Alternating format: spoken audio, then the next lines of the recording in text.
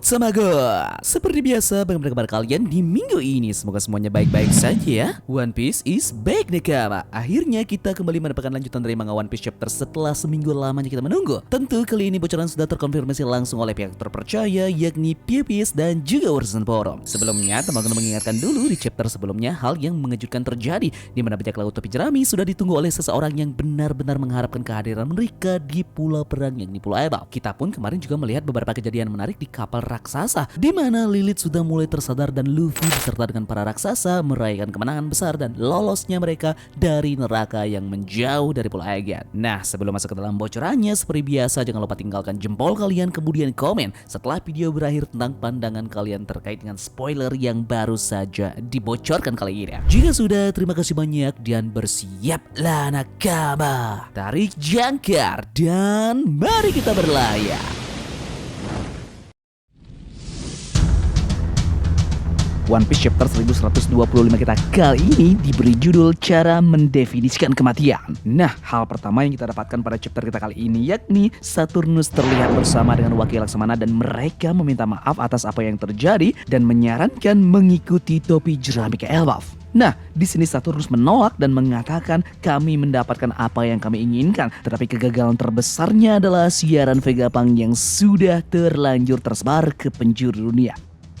Di Egghead sendiri, Punk Record yang berisi otak Vegapunk tiba-tiba naik ke langit berkat aktivasi dari Cloud Machine. York mencoba menghentikannya tetapi dia terlambat. Nah, dan sekarang kita pindah ke ruang otoritas tempat para Gorosei berada.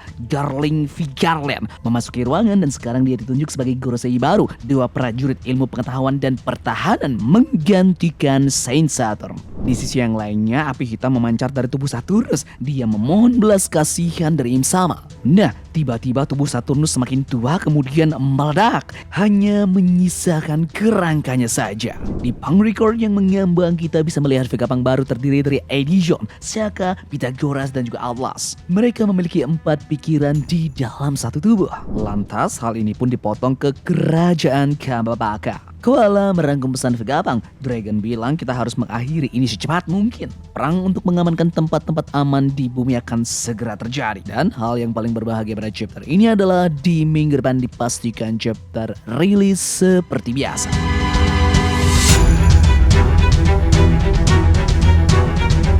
Nah, ada banyak sekali hal yang benar-benar menarik yang kita temukan dalam chapter ini. Salah satunya adalah kisah akhir dari Saturnus yang mendapat hukuman dari Im Sama atas keteledorannya dalam upaya untuk menghentikan siaran Vegapunk yang sudah terlanjur tersebar ke penjuru dunia.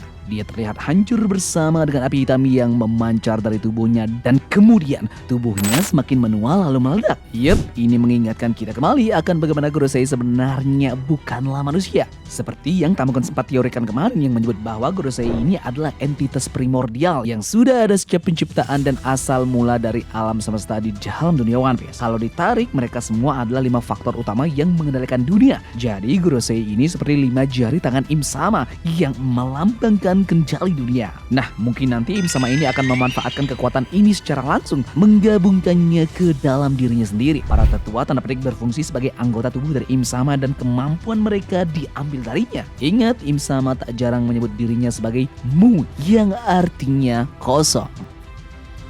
Setelah itu, uniknya Garling ini pun diangkat menjadi pengganti dari Saturnus dan mendapatkan gelar Saturnus yakni Dewa Prajurit Ilmu Pengetahuan dan juga Pertahanan. Ini menandakan dalam struktur pemerintahan dunia juga terdapat reshuffle kabinet yang hanya bisa dilakukan oleh Im Sama yang sebagai rajanya. Berarti tentu jelas ada ruang kosong yang tidak terisi dalam pimpinan Ksatria Suci. Mungkinkah ada seseorang yang naik menggantikan Garling dalam posisinya ini, dan orang yang paling berpotensi dalam hal tersebut kemungkinan besar adalah kembaran dari Akagami. Oke, menarik lagi kita pun kembali melihat 4 stela yang sudah mati kemarin namun berada di dalam satu tubuh. Ini akan sangat menarik melihat bagaimana penggambaran mereka pada saat ini.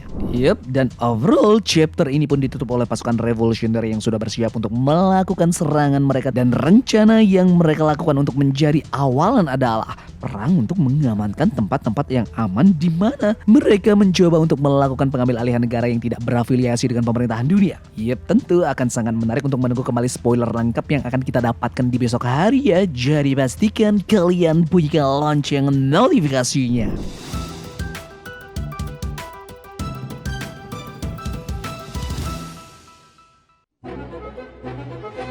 Seperti biasa, di minggu ini ada beberapa informasi menarik terkait berita yang sudah beredar seminggu belakangan ini. Informasi pertama yang menarik di minggu ini yakni One Piece live action. Setelah memperkenalkan karakter kunci di series One Piece live action season kedua, Netflix kembali mengumumkan cast untuk pemeran Nefertari Vivi. Nah, sudah sejak beberapa hari yang lalu, Netflix mengumumkan berbagai cast yang sudah resmi akan mengisi peran yang ada di live action. Season kedua ini akan mencakup berbagai arc baru dan tentunya kita pun akan diperkenalkan dengan berbagai karakter baru. Berkaitan dengan informasi live action One Piece season kedua sebelumnya, Netflix sudah resmi memperkenalkan berbagai cast yang akan mengisi peran yang tersedia. Mulai dari Crocodile, Mr. Tree, Mr. Two dan berbagai anggota baru Quark hingga karakter penting seperti Nico Robin dan Dr. Kureha serta Hilulok. Informasi terbaru kemudian Netflix umumkan di mana mereka sudah memiliki nama untuk mengisi peran dari Nefertari Vivi. Dalam pengumuman resmi di akun Twitter mereka, Netflix menjelaskan bahwa aktris yang bernama Chandrata Chandran akan menjadi cast untuk Vivi di series live action One Piece season kedua. Chandran ini sempat mengisi beberapa peran di series lain seperti di series Alec Rider dan juga series Star Wars. Dalam cerita One Piece sendiri, Nefertari Vivi merupakan salah satu karakter yang juga memiliki peran penting. Vivi merupakan salah satu agen Barkworks di mana dia menggunakan identitas yakni